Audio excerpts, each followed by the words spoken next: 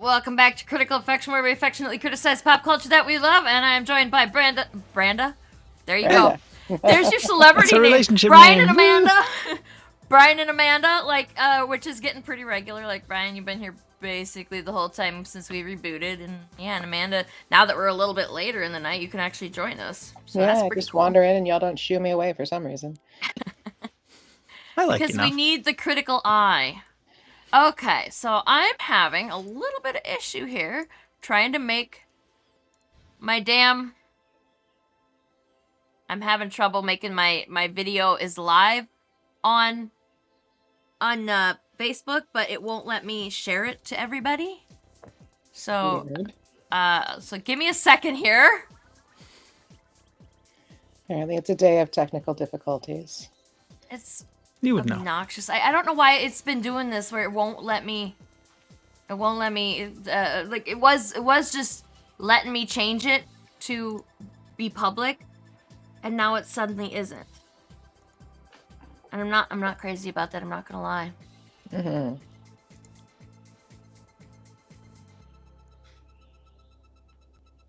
Maybe we just can't. I don't. Is it not showing it publicly on Facebook, or? I see it on my page, but it won't let me. It won't let me change the edit live video. Why did they have to change stuff? It was working fine the way it was. That's exactly how it happens. Mm-hmm. Yeah. I don't know what to do. Do we have to stop and then you can change a setting and then it restarts with the correct setting applied?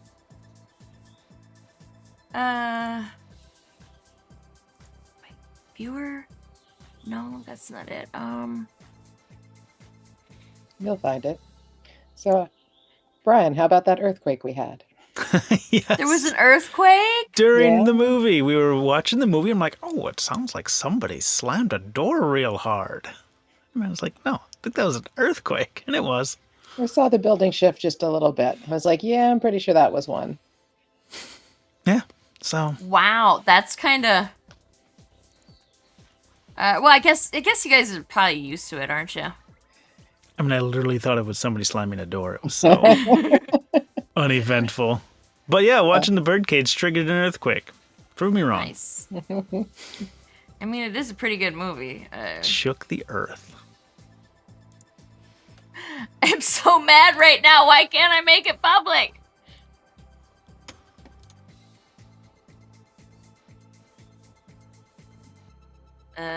Yeah. You know what? This is bullshit.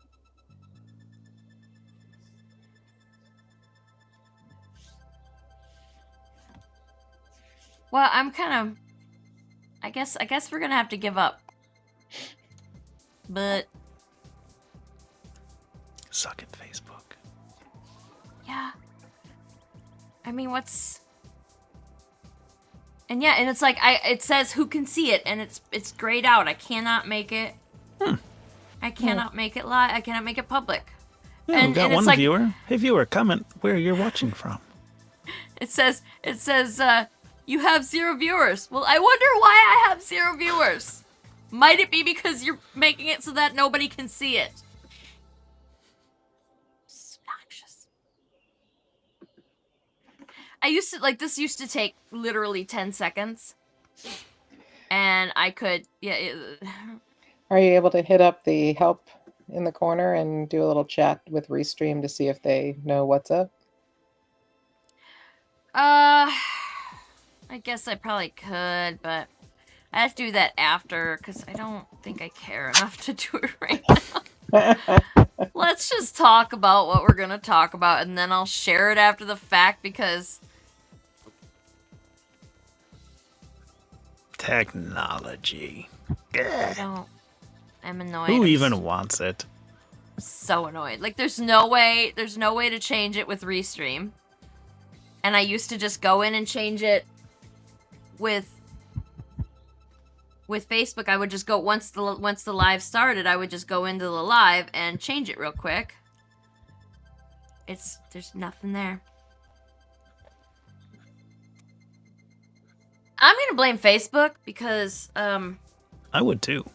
It's Facebook. Like, Facebook is That's why I'd blame trash. them. Mm-hmm. So, well, whatever. So there was an earthquake. There was nothing here. We went to Pizza Ranch because, like, sometimes you just forget that you're not invincible and you just got to get diarrhea to remind you that you're still alive, I guess. Hey, garlic cheese. You know, all the way. The thing about Pizza Ranch is that they have religious imagery on their walls. Oh yeah, they're a mission-based company. And I didn't know. Up. Yeah, I didn't know that until recently. So I can't believe I never noticed it before. I can't believe you never noticed and now I saw it. Now I can't unsee it. But the problem is that their chicken is pretty good. The chicken on that buffet. That sounds very much like Chick-fil-A then, where people are like, well, but the chicken's so good. Yeah, but also, I haven't been every time you all talk about Pizza Ranch, it sounds increasingly Midwestern. Oh, it already has pizza and ranch in the title. Not only is it like Midwestern, but like they did not get to any town of moderate size. Like they were always just small towns because that's the only place they could really survive until they had a foothold. Like they didn't come to Mankato for like 25 years. There's one in the Dells now. Really? I don't know how big the Dells is. In Florida, there was CC's Pizza that was a pizza buffet kind of place. Yeah. Kind of sounds like yours is a little homier, though. It's ranch themed, so yeah, it's meant to feel homey. Yeah. Because that's how I got my house decorated, too. Yeah, that's... I forgot. I had forgotten about the mission-based part. And then we got there, and there was a big pizza with a quote from Corinthians superimposed on it. And I was like, oh, yeah, well, I guess I can't really change the venue for tonight now, but we won't come here again until they change their ways. But the dessert pizza's really good. What do I do? Ooh, cactus pizza. I actually looked up a cactus bread dupe. I'm going to see if I can't replicate it. It's just pizza dough with streusel on top, that streusel brown sugar cinnamon shit. Hey, we haven't eaten, so just tone it down. I'm hungry. Oh, that's your own damn fault. Well, I mean, why do you call it cactus pizza though? I don't know. It's called cactus pizza or cactus bread. It's like that doesn't sound desserty at all, does it? No, like I was expecting actual cactus to be on it, like a Mexican style one. I have no idea. I guess to keep with the theme. Maybe. But yeah, it's just like there's a bunch of pizza, but then there's also just like mashed potatoes and fried chicken and corn and like mushy gross green beans from a can. It's so... Some people really like it that way. More power. It's fine. It's better than not eating beans. Midwest. Like you should, if that's the only way you're gonna get your green beans, then I guess make sure it's the lowest sodium. But let's talk about the movie. Let's do that. About the movie. Let's talk about the Birdcage. The because Birdcage. we've established that I am not... That was 1993? 93. 6. 96? Okay. Okay. 3 was Jurassic Park Doubtfire. was 93. What year was Doubtfire? Doubtfire was 93? Yeah, it was a few years before, so in the 2-3 range probably. No, I got 93. I was like, every movie that was made in the 90s was made in 1993. Mm-hmm. And I don't care if you have more accurate information. I'm standing my ground on this. Because 1993 was when Jurassic Park was made, and that's the only one I can remember. Actually, Miss Doubtfire was 93. Yeah. Nice. So there you go. Although, so, 3 years later, we have the Birdcage. Robin Williams, the Birdcage. Even Sarah can be right twice a day. I'm usually right. Was there enough Robin Williams in this movie for you? Last week it was not enough Robin Williams. It was definitely not enough Robin Williams, but that was a much more flamboyant Robin Williams. And that's funny because in this one he plays a very gay man. So gay that he runs a drag nightclub, like a cabaret thing. And that's cool because he, like, otherwise is just so We should, if you guys, I think I mentioned it to you before. Like, we should talk about Pee Wee Herman's, Paul Rubens documentary, if like on maybe the last weekend of June or something, because he actually made a lot of comments about passing. And it made me think. It made me think of that. It was like he said he could pass as a straight person. He could pass as a woman. He could pass as many things. And whatever he needed to be, he could do it. And I thought, I was like, oh yeah, that's Robin Williams' character in this movie. It's like he can pass as a straight guy. He doesn't want to. And when you like Nathan Lane is how gay in this movie. He's amazing. He's such a good actor, and I know this is like one of the more like the character that he plays in a lot of his movies, but I think he really dialed it up to 11 on this one. Oh yeah. It was so it was meant to be like he's meant to be the contrast to Robin Williams, much more, passing even character. keel. Yeah, like he's a regular guy until you find out that he's gay, except for the gay cabaret. Like that's kind of hard to hide. And the premise of the movie overall is kind of shit, but then that's what makes the movie good. Like the premise of the movie is that his son comes to him and says, "Please pretend to be straight so that we can impress my girlfriend's parents because I want to marry her." And then what Robin a 90s Williams trope. Right? That is so 90s. So 90s. And yeah, like Robin Williams puts up this really good speech. He's like, I've spent my whole life trying to become my authentic self, and I'm not covering it up now. And why would you want that? And then he fucking does it. So, yeah. I guess he does it from a place of love. But once you get past the fact that the setup really is insulting, it's so goddamn funny, is it not? It's so funny. Like the way that they do it, it's like everything is, it's campy and slapsticky and fucking Nathan Lane, man, national treasure, right? Nathan Lane, and he was not out at that point. He did not officially come out until '99 because of Matthew Shepard's murder. I looked that up because I don't remember him ever coming out, but it was because I was still a kid and I didn't care about that shit then, and now I care about that shit. So, so he was playing a gay man, but it was probably one of those open secrets though, right? Like everybody who knew him and in the industry, they all knew that he was gay, but he just wasn't officially out, probably.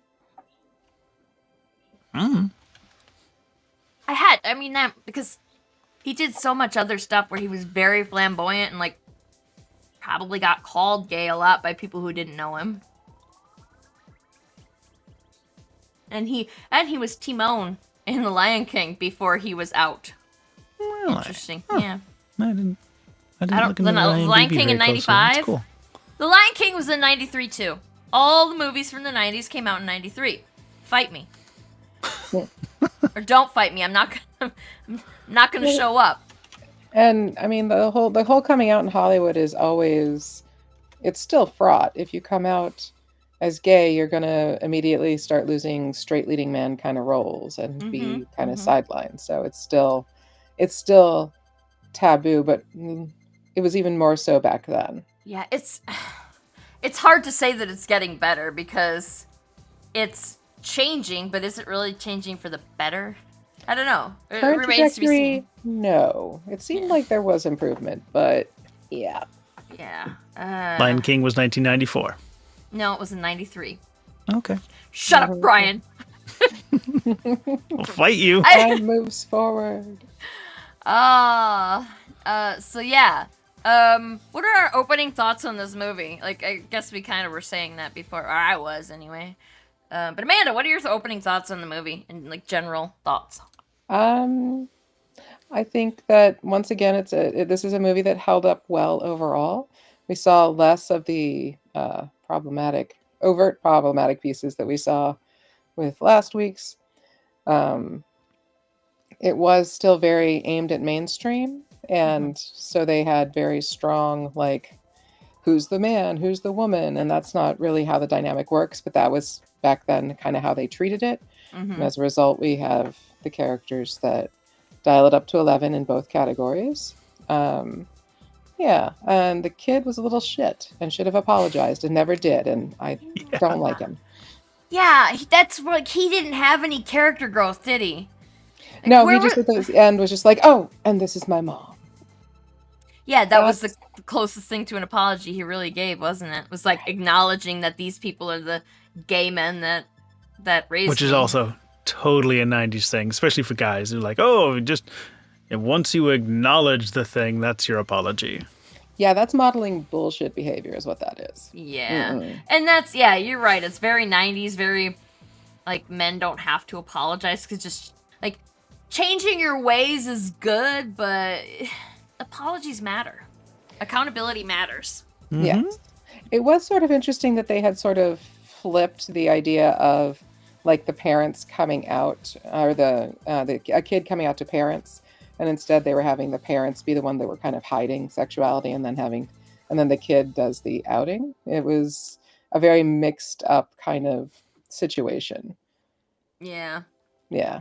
But I guess that was sort of like part of the apology that, because, he was the one who asked them to hide in the first place. And so it was his responsibility because they didn't want to do that.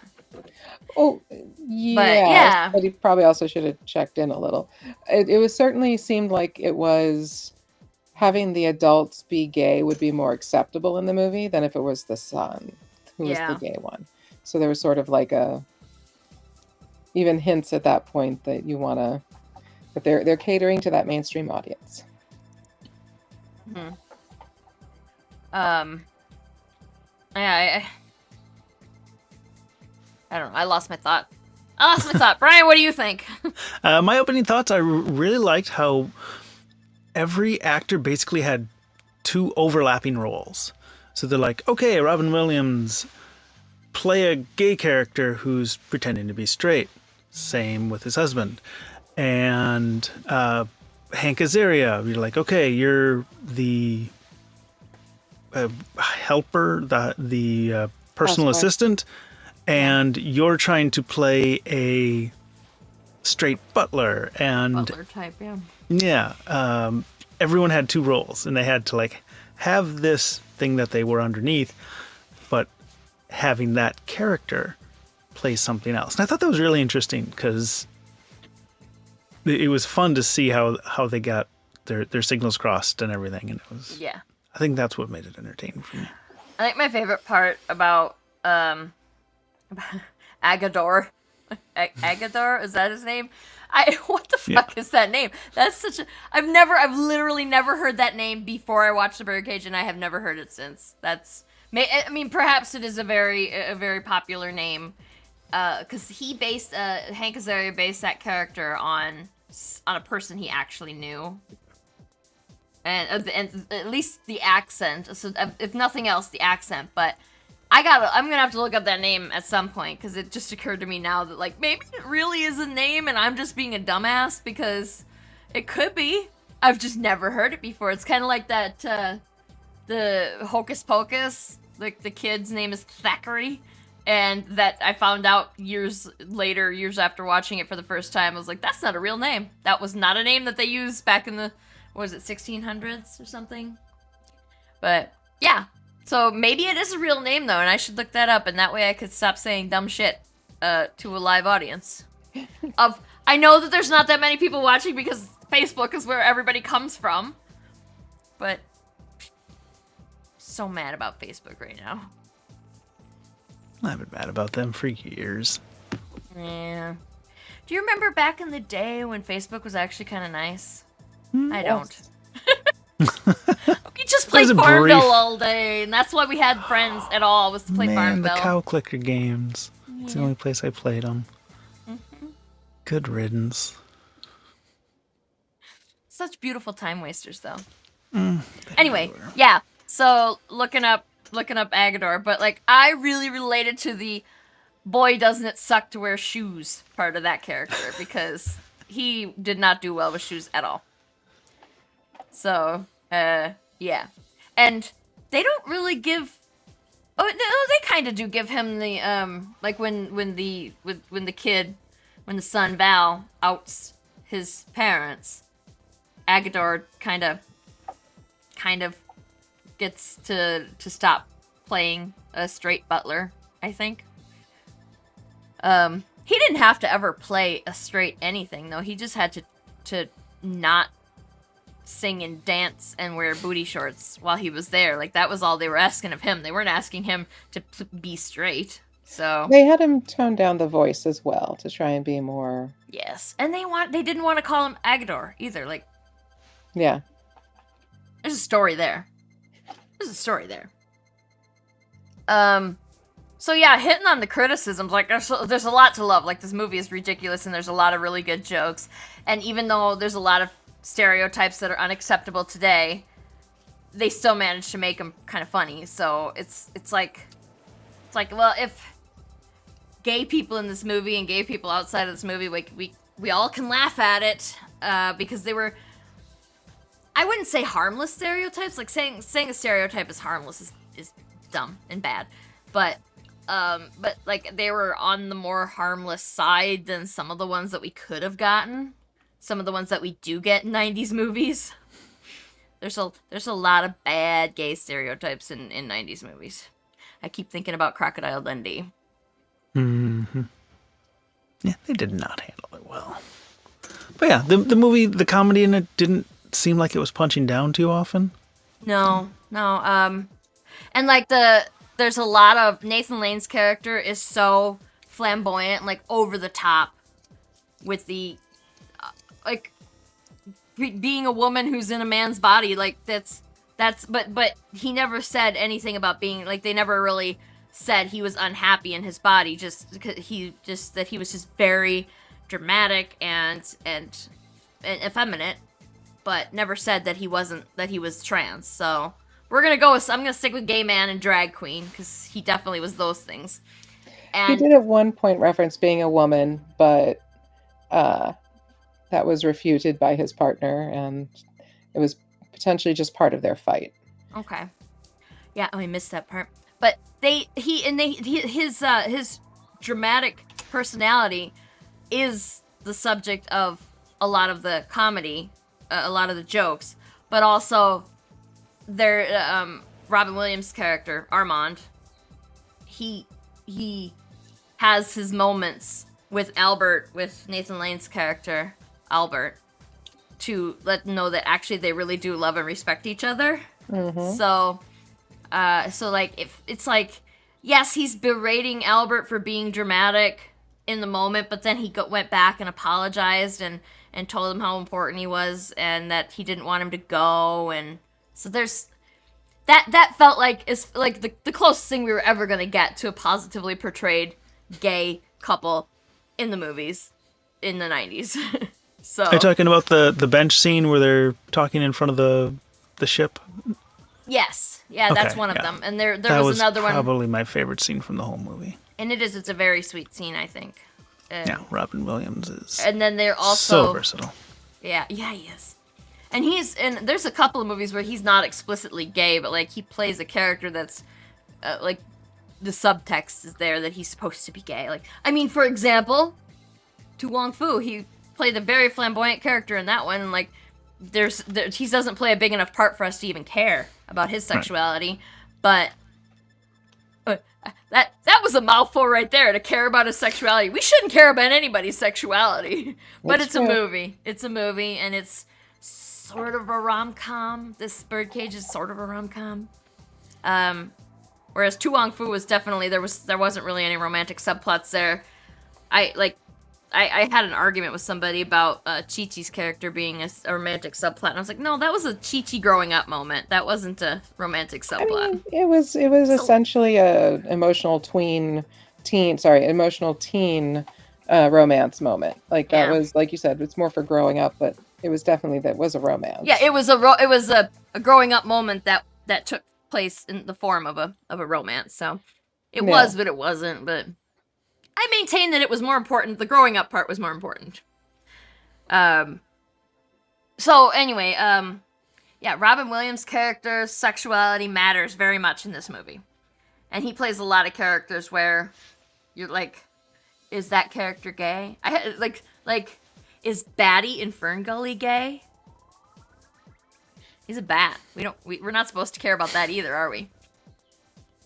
But now that I said it, like, he has a lot of characters who are gay straight men or straight gay men, whatever the hell. He said it in an interview once. Like he said he was afraid of being stereotyped as the straight man, which he said to mean man who is gay but pretends to be straight, pretending to be gay.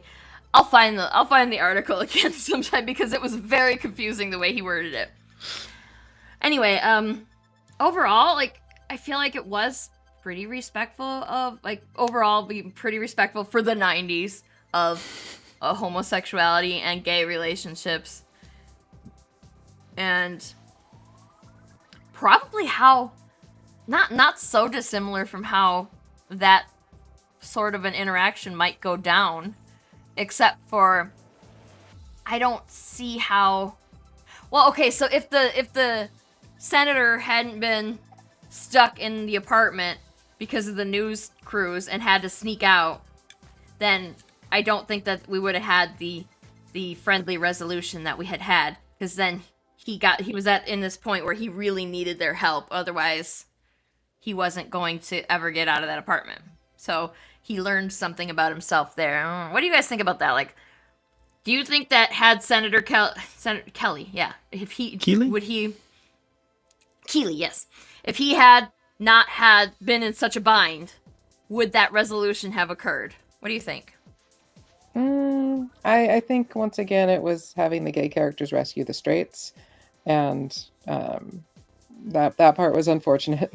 But he had already kind of had his brain broken by realizing that the poor sweet woman was not actually a woman, and the saving his career probably is what helped smooth that out and moved it forward into the possibility of a wedding. That's not how it played out in real life at all, but that gave them at least the cinematic possibility to exist that they then went for hard. But yeah, everything about the conservative characters would not have played out the way that they played. Yeah, absolutely not today. Not in a million years today.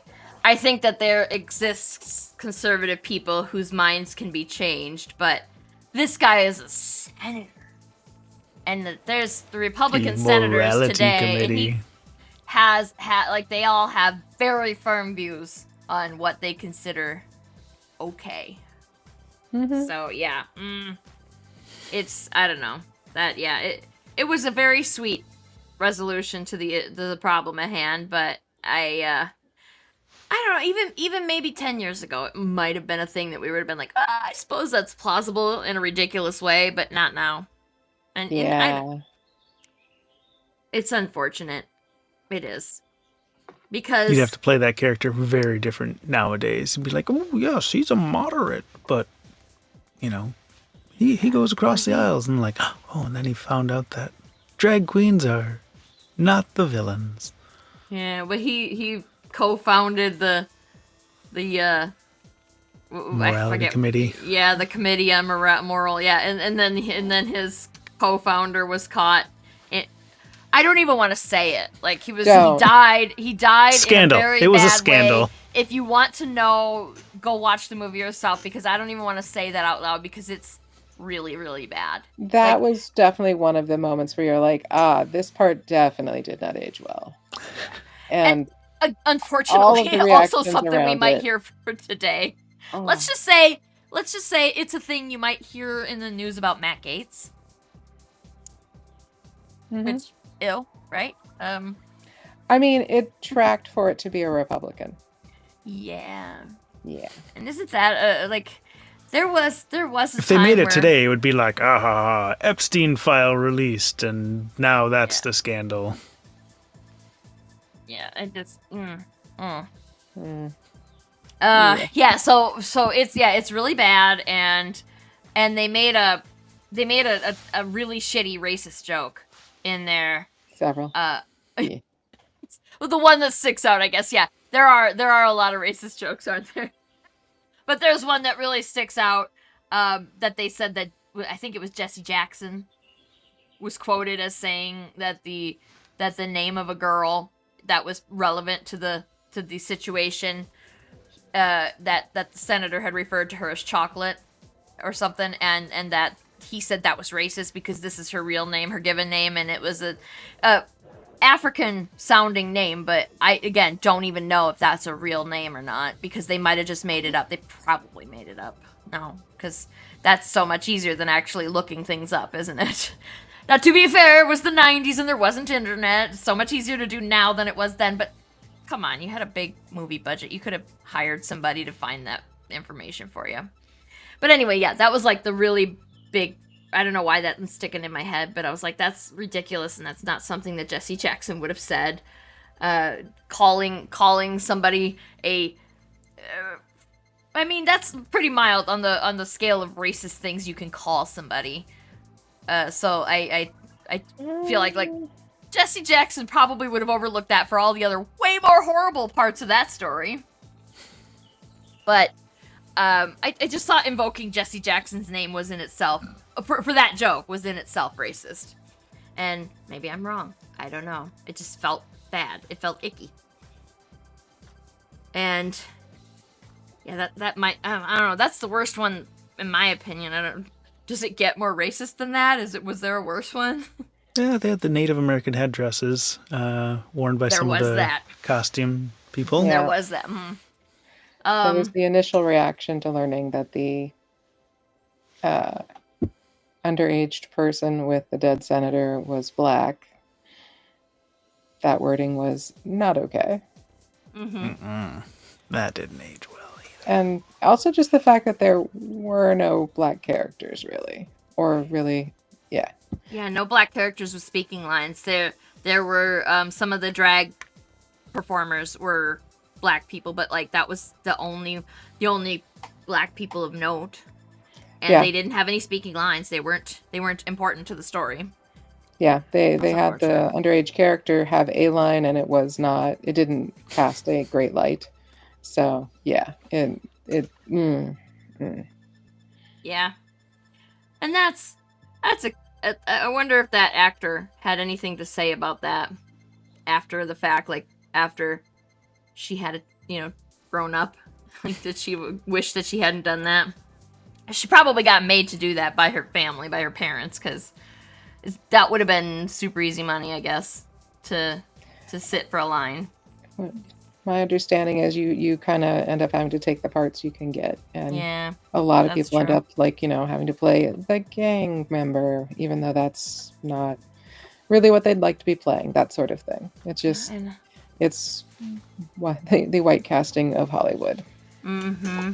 Similarly, pretty much the only person of color with otherwise with speaking lines is going to be Agador, and that's a servant who they make trip and fall and have a ton of embarrassment humor for. So that's cool. But at least he is a compassionate character. I mean, like, they didn't make him out to be like incredibly I guess he's a little bit stupid. This character's a little bit stupid, which is bad, but also very compassionate and very understanding and very accepting. So that was good, but yeah, clumsy, like the butt of the joke often, and not great. So, but it's funny because overall this movie does age well if you especially if you look specifically, like, if you can overlook the entire setup for the damn thing, which is super horrible. Oh, it's so bad.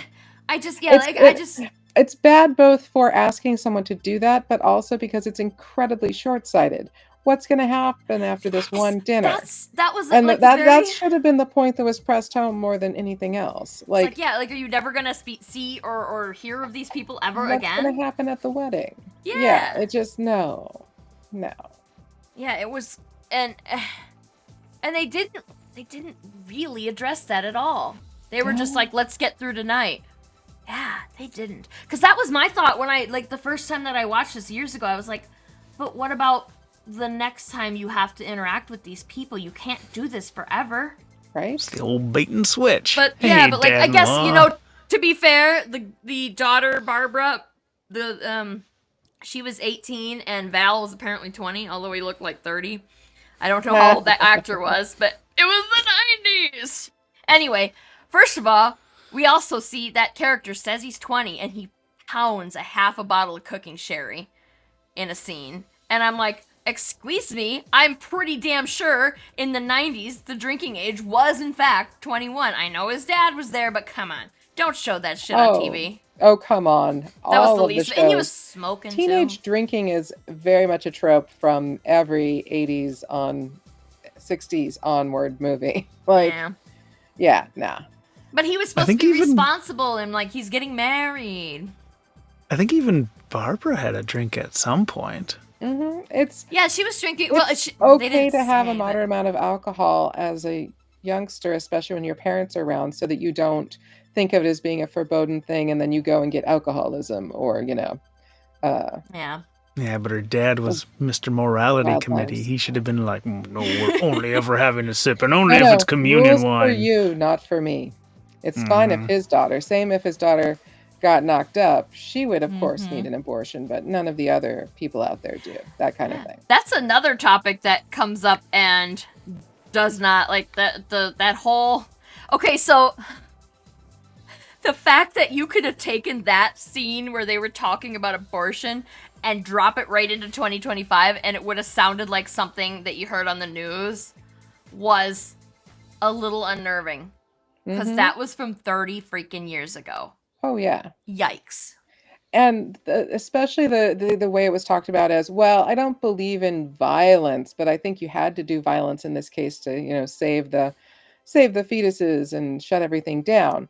But if anyone else ever shows even a slight sign of violence trying to support themselves or defend themselves, they're the first in line to say, oh, no, that's terrible, and we have to squash you with an iron fist. Yeah. It was there's just this was maybe a bad choice of movies because there's just way too much shit that is just hitting too close to home in this movie. And it's I think that kind of means we need to talk about it. Maybe. Like, there's bad stuff going on right now and still is, and it was going on 30 years ago. Yeah. That's why I mean, I still like I'm going to always recommend that mature adults watch this movie because it is at its core a very funny movie, and it portrays homosexuality and drag as a performance art, I guess. What do you even, because like it's a lifestyle, it's a performance art, it's a lot of things. Drag's a lot of things. Drag is a lot of things, and like it's layers of things.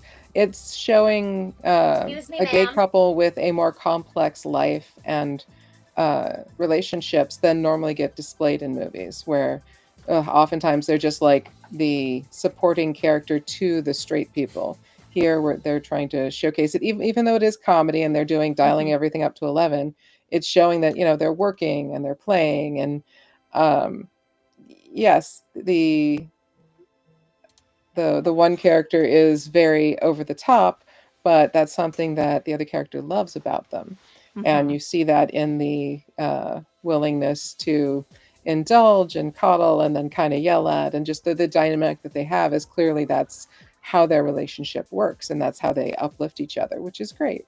And then they have the good little jokes like the aspirin. It's the Pyrin tablets. The Pyrin tablets. That was great. Yes. All right. I don't know if I should hang on to this one. She's clearly intent on being a problem for tonight, though.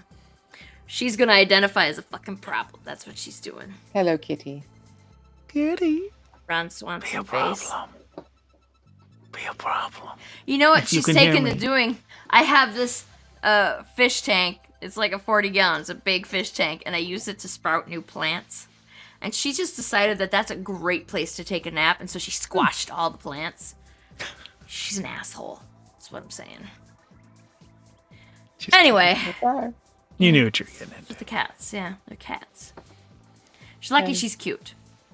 So yeah, it's not an irredeemable movie, but if we could you just have to get past the horrible The premise. 90s of it. The entire, like the 90s fact of that it, the unrelenting embarrassment humor in the middle that just needed to stop. Yeah, if you're not into embarrassment humor, I can stomach it most days. But Amanda, I know you're sensitive to That it. is not my jam. And so just seeing just thing after thing where it's like, oh, and part of it's you could avoid all of this by doing something very basic. Do the basic thing. Why is this happening? And then did you notice that about movies in general though? Like things that are supposed to be like that to us are incredibly easy. And like if somebody said if you were doing something suspicious and you came out of the room and somebody's like, "What are you doing in there?" Like, why is it so fucking hard to come up with a lie? And why weren't you prepared to be questioned about this if you were doing something that was nefarious? Why? Yeah. Why is that so hard for you? Like, And not everybody's good at making stuff up on the spot, but if you're doing something where you know there's a high probability, wouldn't you have at least a vague idea of what to in your back pocket of what to say? Come on. like the anxiety alone would make me have come up with at least 6 to 10 possible excuses for why I was in there, like just lies that I recite over and over and over in my head. And on the flip side, the movies very often push a situation that wouldn't actually happen. Nobody's going to notice this. Nobody notices the China, that kind of thing.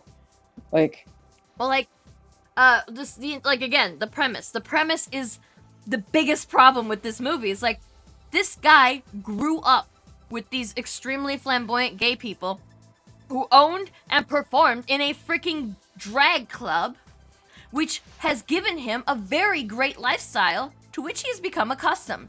Oh, yes. So, why was he suddenly so ashamed of that? Like, why? I mean, so you fell in love with the senator's daughter. Who fucking cares? If you want to get married, you're gonna have to eventually, like, again, She's short-sighted. 18. Yeah, like, she doesn't have to have her parents' approval for this. It doesn't matter. Nope. And even in the 90s, it wouldn't have mattered. It would, if you wanted to marry this guy, it wouldn't have mattered. She shouldn't want their approval. Mm-hmm. Like, if they're that bigoted and going to be that, like, she clearly was, the son is vouching for her being not that terrible. Mm-hmm. So either she isn't, and in which case she should probably think about going low contact with these people because if they're going to be that way about her future in-laws, or she is kind of that terrible and he doesn't realize it yet. Yeah, I mean that marriage is definitely failed, doomed to fail, because of the reasons you just specified there. But also, we don't. Okay, so whose growth happens in this movie? Right. Where there's not really any growth, and that's like the character's arc needs to be growth. And who's the main character? It's kind of an ensemble cast. But yeah, but Gene Hackman, did he? So where did I wanted to get like some kind of epilogue where he stopped being such a hardline jerk about morality. That's supposed to be because the church was filled with half of the groom's family and friends and half with the brides, and so they were in the church together. They weren't continuing to hide anything. It was also supposed to be a little bit when Gene Hackman didn't want to be left alone on the dance floor because wasn't he pretty enough? And he was having again, the sudden in touch with his inner gay man, inner woman moment that they tried to give to the sheriff character in the last movie. It's like they're trying to say that like things aren't quite as black and white as everyone likes to think. Yeah. I mean, I guess, but it's not good enough. It's not good enough. Oh, I don't disagree. I think the only thing we really saw was a slight evolution of the relationship between Agador and I'm blanking Nathan's character.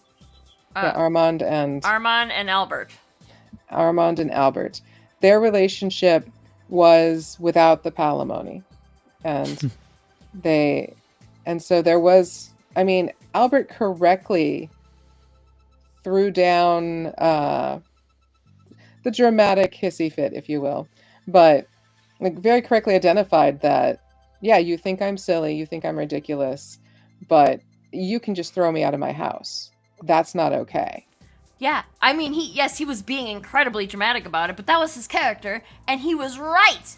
He was right. He's very right, and Armand had those papers drawn up, but hadn't given them to him. So Armand was an asshole. Yeah. And so that was a growth moment to like stop teasing him about it and just actually have a touching moment where he explains how things are rather than letting him twist in the wind about it. Like, oh. Yeah, because to be quite fair, Armand's club would not be what it is without Albert. So that's why Albert had 100% ownership and didn't know it. But yeah, just if you love someone, you would want them to feel secure with you. Yeah, you don't leave them hanging like that and like hold that over there. I mean, not that we don't really see Armand holding that over Albert's head, but he also didn't reassure Albert that hey, you're fine. You're gonna be fine no matter what. You're gonna be fine. Yeah. So, yeah, that was a little shitty. That was a little shitty. I guess they do kind of like with the way that Armand tries to reassure in the end, like with the bench scene, in front of the boat, and there was a couple other like really quick moments where they're like trying to reassure, that he's trying to reassure Albert. That is sweet, and it kind of, like he maybe is like, yes, okay, I was being a jerk, and maybe he realized it, so he was trying to fix it in his own way. Again, without fucking saying, I'm sorry I did that thing. That's a good point. Apparently the son got it from the father. Yeah. And okay, no offense to present company, but it's very much a guy thing to not apologize when you fucked up. 100%. Yeah. It's like 100%. Maybe it's a Midwest guy thing? I had to learn it. Could be. It was not included with my instructions. Maybe it's a Midwest everybody thing. Like, it sucks to apologize. I have trouble apologizing. It's terrible, but you do it. Yeah, I'm an angry apologizer. I'm like, you know what? I'm fucking sorry that I did that. I was wrong. I was an asshole. But you know what? I'm mad. Like, that's where, like, I'm yelling my apology at you. So I'm aware of my flaws, but like, an angry apology is still an apology, right? At least I'm trying. Because, like, there would have been a time where I could have, like, depending on the severity of what I did, that I just might slink away and never speak to you again. Like, I've done that before. I've ghosted people because I was too ashamed to say sorry. Or too proud, maybe. I don't know. So, but, like, yeah, this movie is... like, that's not the biggest flaw this movie has, but like, a big one, and yeah, maybe it's the female viewpoint that we're providing here. Like, it's important to say you're sorry, and they don't do that in this movie at all. Like, the things that matter do not get apologized for, which sucks. But. Did Agador apologize? I think, I can't remember if he actually said I'm sorry, but he did say something to the effect of, like, if I had known it was Val, I wouldn't have given you such a hard time. I don't know if the S word was actually dropped, though. But it seemed like there was at least an acknowledgement there. Yeah, I remember that. I don't remember if it was Agador or Albert, but yeah. Yeah, they both were kind of like, well, why didn't you say so? And I was like, on one hand, yeah, you live with these people. You should have said something, Armand. But on the other hand... Well, I will defend Armand that if he had told them both that Val wanted time alone, they would have been on the other side of the door with a cup to the door trying to hear. Yeah, so, that's my other thought. Is like Armand is also, like, you're also allowed to have time away from your spouse or spouses, I guess. I mean, like, Armand and Albert and Agador are kind of like that, but yeah. But yeah, I mean, and like, that was that's one of the parts of the movie that you could take it out and it doesn't matter at all. It's just there for funny. It's just there to be funny and to give Albert a reason to be dramatic because he thinks Armand is cheating.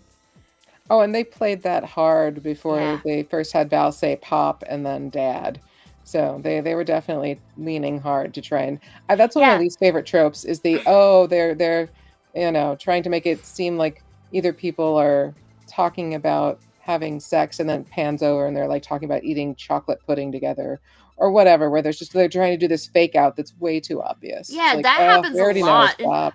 The most common iteration of that I've seen is that the two characters meet up and they're like, I'm gonna beat you up, I'm so mad at you, I hate you, and then they laugh and hug. It's like, fuck is that shit? That's stupid. Just say hi, okay? God, stop being Be excited to see your friend paste a big smile and give them a bear hug that tries to crack their ribs. It's fine. Yeah. Like, stop being so manic pixie dream girl. Not manic pixie dream girl. Well, a little bit, I guess, manic pixie dream girl. But stop trying to be so goddamn dramatic and just say hello to your friend. Shit.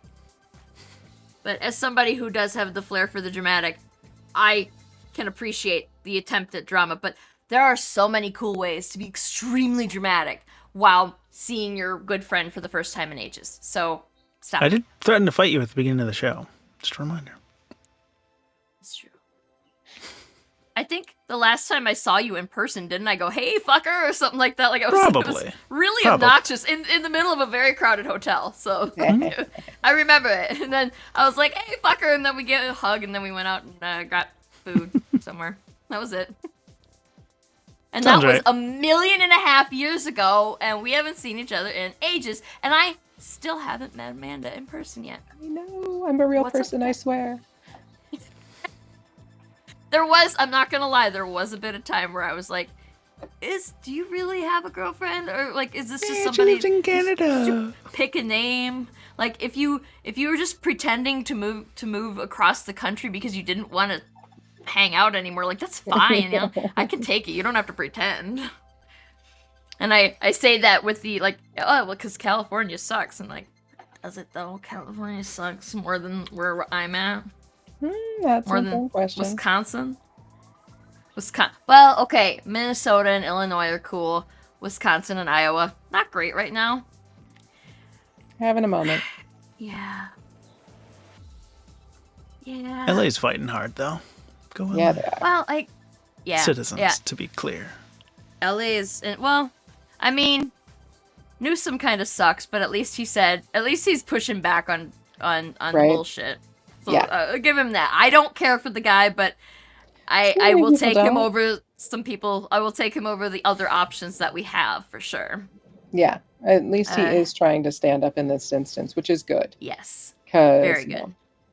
Ugh, this could be just imagine doing like a weekly news, like last week tonight with John Oliver. Only we're just 3 people talking about the news. Like, it would be so much longer than an hour.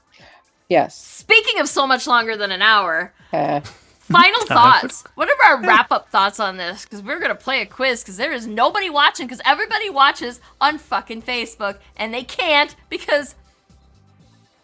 Whatever's happened has happened, yes. But I promise you can go to YouTube. I hope people go and watch it. Even though I can't play, or we can't give them away a sticker. Nobody's going to win a sticker. Maybe Amanda win this week. Her phone stays connected. Yeah, we'll see about that. Maybe I should try the web browser instead. All right, so yeah, overall final thoughts on this movie. Amanda? I think I've talked myself into it's actually worse than I thought it was for not aging well. Yeah, but that the relationship between the two and the fact that they were showing gay characters with a richer life than we normally saw in that era is still really good to see. Yes. And the acting caliber of Nathan Lane and Robin Williams is formidable. Yes. Gene Hackman, also in that movie, but that was kind of Gene Hackman being Gene Hackman, wasn't it? He wasn't really, except for like when he dresses in drag, that's actually quite cute what he does there, and he did sell that well. But yeah, this movie was without Nathan Lane and Robin Williams. It just would have been a very different movie. It wouldn't have been a good movie. Else. But yeah, agreed. Like the premise of the different movie people sucked. to do well, but it wouldn't be the same movie. No, I mean, I don't know that you could do much better, but I think you could. I guess Hank Azaria could have been in either of those 2 main roles too, and he would have done fine. But also, then he wouldn't have been Agador, and he was great. Like he was great as the well-meaning, dim-witted assistant, despite the fact that he was the only character that had any non-white ethnicity, which... Yeah. Although, is Hank Azaria, is he Hispanic or is he white? I'm gonna look it up. Because I remember the Simpsons, the controversy over the Simpsons and him playing characters on there. Yeah. So that makes me think. He was born in Manhattan. She's Jewish and Greek? So not quite Guatemalan. No. Well, that's unfortunate.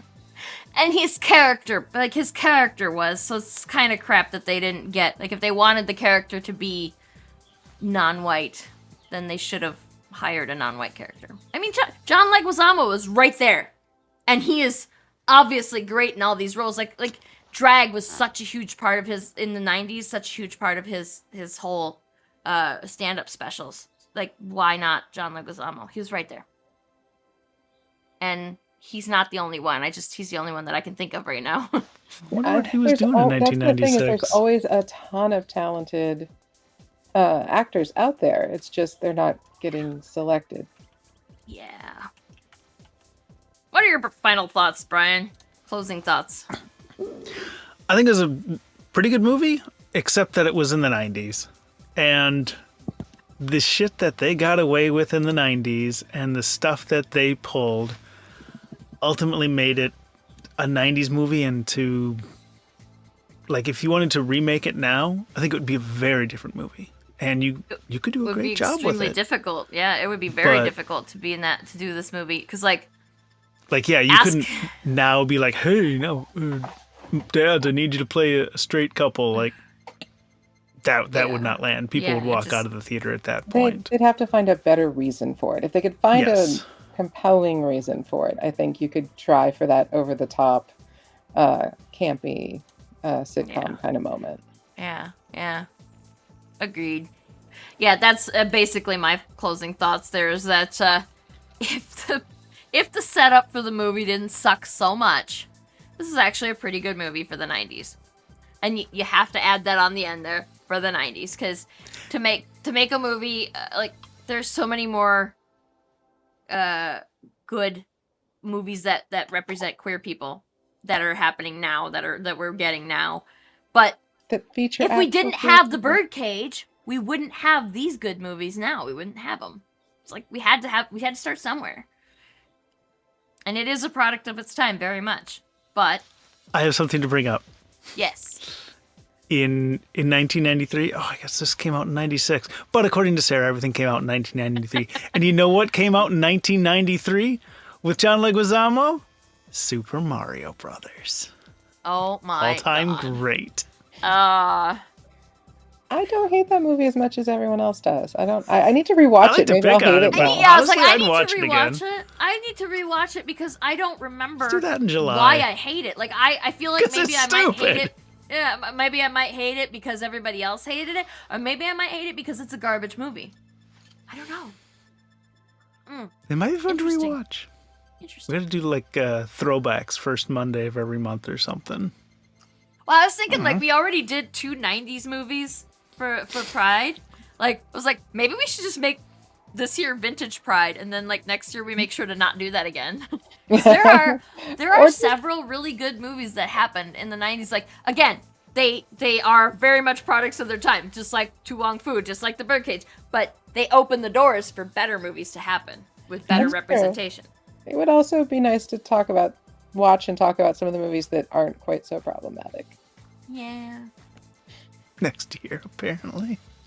I don't know. I don't know. I was just like, maybe it'd be fun. But also, I kind of like this idea of doing a documentary, like doing the Pee Wee Herman documentary as one of our queer movies or Pride movies, because it's important. Like that, what he had to say was important. He is such a dick to the interviewer in the whole thing too. Like he's such a peckerhead to him, and I was like, oh my God, I would have throttled him. Like, I would never have made it through that. If I had to be his interviewer, I never would have made it through there. I would have been like, you know what, you suck. And, I would have flung the notebook at him and left. Like, you had to have so much more patience than I have. And maybe be starstruck because Pee Wee Herman's standing right in front of you. But yeah, I like the idea of doing a documentary because we always do TV shows and movies. And, we should do a documentary.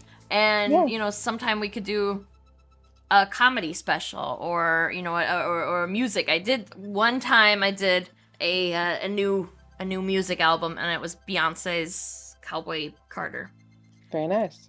Which we should invite more variety into this instead of just only doing TV shows and movies. I mean, technically a documentary is a movie, but it's not the same as, the entertainment dramas and comedies and stuff. Like a documentary is a documentary. It's nonfiction. Yeah. What are your closing thoughts, We'll Sarah? also have to do some David Attenborough dinosaurs alongside one of the Dino movie, the Jurassic Park movies. David Attenborough, Prehistoric Planet. Oh, I love that. I love it so much. I've probably watched it, the whole thing, through 3 times. Like both seasons. And are they making another one? Because I want another one. Why wouldn't you? David Attenborough is like legit 100 years old almost now, and he's still doing this stuff. And he just did an interview like a month ago where he's like, I know my time is coming to a close. And I'm like, no! We don't have any big, like, Steve Irwin's gone. Jeff Corwin kind of faded off for some reason. I don't even know. The YouTubers, they're just not, it's not the same. Steve Irwin would have been the only, and like, he would have been starting to get up there too, if he were still with us. We don't really have anybody like that anymore. Morgan Freeman. Listen to his voice all day. Yeah, but that's, he's not going to go out into the field like he did, like David Attenborough does. I don't know. What are we gonna do? Gonna have to hunt around and find the next David Attenborough. I want to be the next David Attenborough. Okay, but you gotta work on the slow, steady, reassuring cadence of, I'm sure I could do that. But I also just realized that I did say you have to go out into the field, and I don't want to do that. There's spiders out there. Get you a giant hamster ball. You'll be fine. Hey, with air everyone who's conditioning? watching, scan the barcode or the QR code in the upper left corner and join us in this quiz. If you win, Sarah will send you a sticker. Yeah, that happens. And don't listen to me. Watch your screen to play the game, because we are on a bit of a delay. If anybody is watching, I see it says 2 people are watching, but it hasn't fluctuated at all. So it makes me wonder if it's broken, because usually you see fluctuations, and that's not happening now. I saw it hit once. There was 1 at one point. I think it might have been me while I was in Facebook trying to make it go public. Yeah, and I see a bot that I assume is one of them. Probably. Yeah, that one's here every time. Yeah, that's the Twitch bot. Yeah. Yeah. Which I'm not really sure what it does, because it sure as hell doesn't stop spammers. I'm doing that manually. Well, that's good. Yeah, I've done it too. Luckily, it's not such a huge problem right now that, otherwise we'd need to get moderators to help us. But thankfully, we don't have that, because I would not feel right asking somebody to come and mod a stream if they weren't getting paid. And I don't know what kind of money Agents has to pay people, so I know I don't get paid. I'm doing this for the love. I'm gonna assume nobody else is coming. But if you're playing after the fact for funsies, do let me know how you enjoyed it. And maybe, actually, I guess you can't really, you can only do, Jeopardy style playing with that, can't you? Because you can't log on and play now, once it's not live anymore, but yes, do let me know how you enjoyed the quiz, and, does that mean I can cut you guys off? What does that mean? Oh, shit! What did you do? You booted me from the game. I'm sorry, I thought it was gonna give me a menu! Do it. I'm sorry. How rude. I thought that it was gonna give me a menu, a choice to, but I guess that's what the line through it means. I should have hit Brian's name. Wow, that's wild. Okay, now I know. And she's calling you a snake. I said That I was was sorry. randomly assigned. Thank you very much. Sure. All right, let's play the game.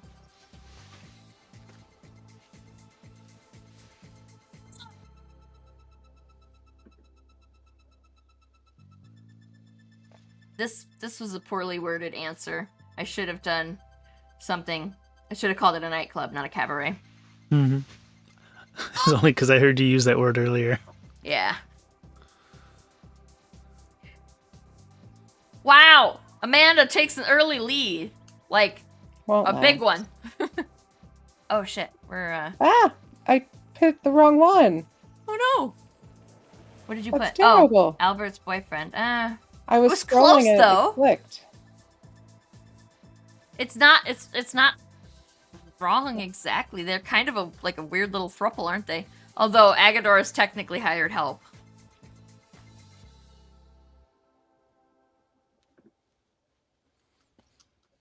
I didn't get a romance vibe from them.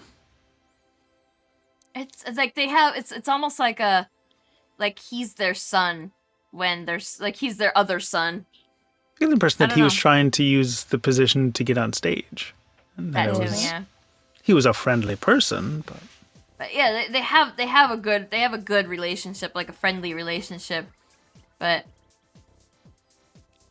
yeah, like I don't know, it was housekeeping, but it was more than that. But it wasn't romantic. There wasn't personal a romantic assistant. thing happening. Yeah. kind of a... And friends and confidants. Mm-hmm. They were definitely, and they definitely had affinity for each other. Like how like Agador cried when he thought Albert was leaving, until he mentioned the wigs, which was a good joke. That was a good joke. Of all the bad stuff in that movie, the problematic stuff in that movie, that wig joke was a good joke. Damn it, Brian. One wrong answer from Amanda, and now she's losing and can't catch up. Right.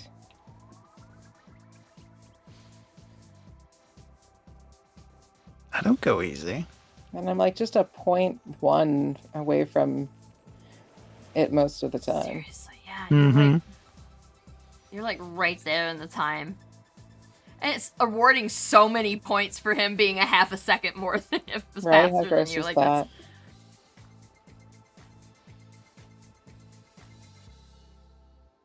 Got me that time. why are these coming up all A? Interesting. Did you see that? Mm-mm. I don't know It's supposed to be rings in the same on random. mine.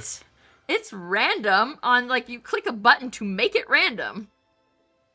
Oh, Weird. yeah, this one wasn't A. Since it hasn't Notice kicked out Amanda, we don't have to run the timer out each question. Now it's going super fast. I mean, don't jinx it, but I am on the browser and not my phone. That's Oh, there's the ticket. that one was B, and so was the last one. I don't think these are very random. This feels not random. I'm paying attention now.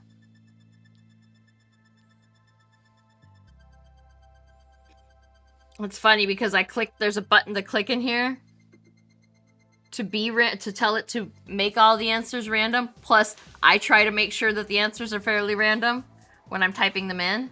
So that's interesting. That is all coming up. Oh, we forgot to mute it again. And I did. Oh no, I didn't mute it. Cass Yeah, missed that I gotta mute it in Had the a shot. browser when I share the screen. I have to mute it. I forget that because it's automatically clicked on. Like that's the automatic set, the default setting. Yeah. Anyway, And I it's picked like, a bird. Like fucking like 20 stickers for Brian now, something like that. Mm-hmm. I do hope you're going to share these. He may or Like, may I don't not. have 20 individual stickers. That's the thing. I don't have 20 individual stickers. I'm gonna have to make 20 individual stickers at some point. Aren't you launching a sticker campaign soon? I am launching a sticker campaign, so yeah, if y'all watch Maybe tell people about it. my page a little bit, you probably have seen in the past, like several years ago, I posted some art that just for shits and giggles, and it was a cat as an eggplant. And before that, actually, was the original. This is actually the original produce cat. As the Shiny avocado. Yeah. And the little seed to me. Because I'm stupid and my friends are all smarter than me, they suggested I actually try to run a campaign to sell them, and I was like, why didn't I think of that? Because I'm dumb. I need friends. You only write twice a day. And 3 times. Come on, at least 3 times a day. Actually, sometimes it's not even twice. Now that I'm thinking about it. Yikes. Anywho. That's not how a malaprism works. Yeah, so produce cats. I'm gonna release. I drew a whole bunch of them for funsies and didn't really do anything with them. And so when it was suggested to me that I run a campaign, a Kickstarter campaign to sell them, I was like, you know what? I can do that. So that's what I'm doing. It'll be out soon. I haven't figured out when I want to launch it yet, but you know, end of June, beginning of July probably, because time is is it because I'm old now? Like, why is everything going so fast? Like, the days themselves go painstakingly slow, but then you're like, yesterday was Saturday and now it's the next Friday. Why is that? So I don't understand what's going on there. The relativity thing, it doesn't make sense. And I don't like it, just so we're clear. Oh yeah. Do not care for it at all. Anyway, yeah, keep your eye out for that, because I'm going to put up the pre-launch as soon as I get approved. You got to wait for Kickstarter to tell you that you're allowed to do that shit, and then I will. And then I will put it up for pre-launch, and you can follow it. And maybe next week, if we're lucky, I'll have a pre-launch link for you.